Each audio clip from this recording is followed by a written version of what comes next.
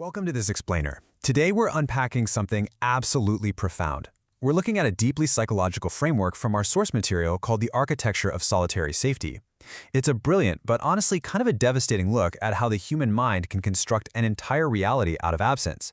Instead of building a personality based on what was provided to them, this framework shows us how someone's entire worldview is built around what was fundamentally missing. We're going to really unpack the foundation of this experience and see exactly how a lack of early protection literally forces the brain to rewire its baseline understanding of security, trust, and just survival in the modern world.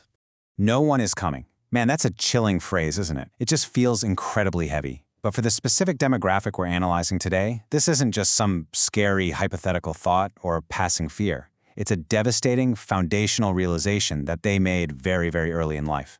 I want you to imagine being a young, developing mind.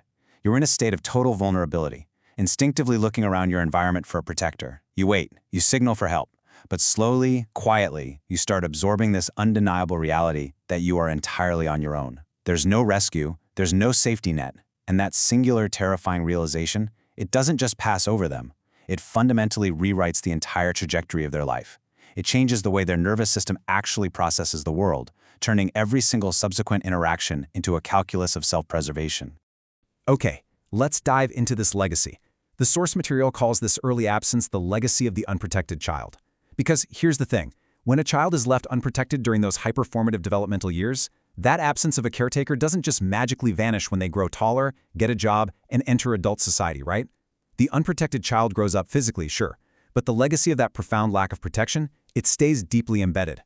It creates this permanent internal blueprint for how they interact with the world, how they evaluate relationships, and most importantly, how they process the very concepts of danger and security. They aren't just reacting to what's happening right now. They're constantly filtering their adult reality through the lens of that unprotected child who learned early on that the world is just an inherently unsafe place.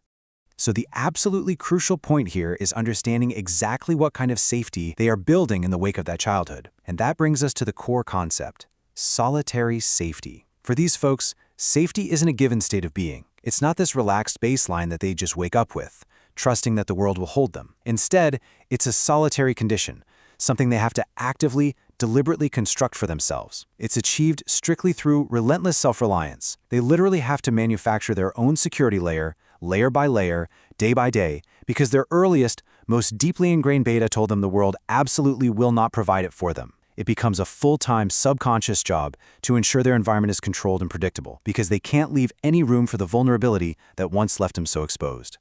And this brilliantly illustrates the exact psychological mechanism as it plays out over a lifetime. Watch how this adaptation takes root and hardens. We start right at the beginning, in childhood, where that initial painful realization occurs. They learn that no one is coming. Then, as they move into adolescence, the individual internalizes that lesson. It stops being something that simply happened to them, and it morphs into a core, unshakable part of their identity. It becomes the lens through which they view the entire universe.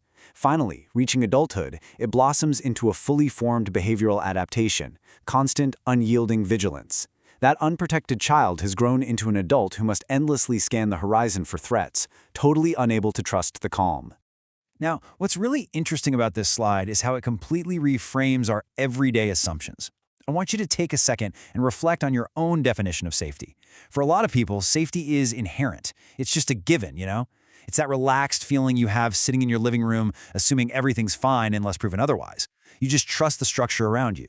But for the unprotected child grown up, safety is entirely different. For them, it is earned. It is never just handed over. It's solitary, it's fiercely vigilant, and it is decidedly not inherent. It's an exhausting, continuous, daily process of proving and securing their environment. They don't just exist in safety, they actively labor for it, because they know that if they stop working to maintain it, the whole shebang could vanish in an instant. Because of this, their day-to-day adult architecture operates on absolute overdrive. We really have to understand the sheer exhausting pace of this reality. It requires constant vigilance. They are always scanning, always anticipating the next threat. The radar never turns off, not even in moments of apparent peace.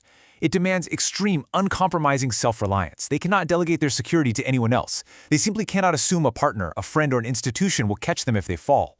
And above all, it means relentlessly earning safety every single day. They wake up and have to earn their peace of mind all over again from scratch.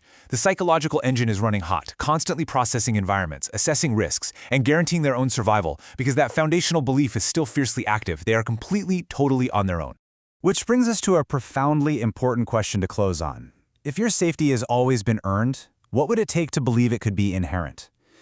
This perfectly summarizes the immense, quiet struggle at the heart of this topic.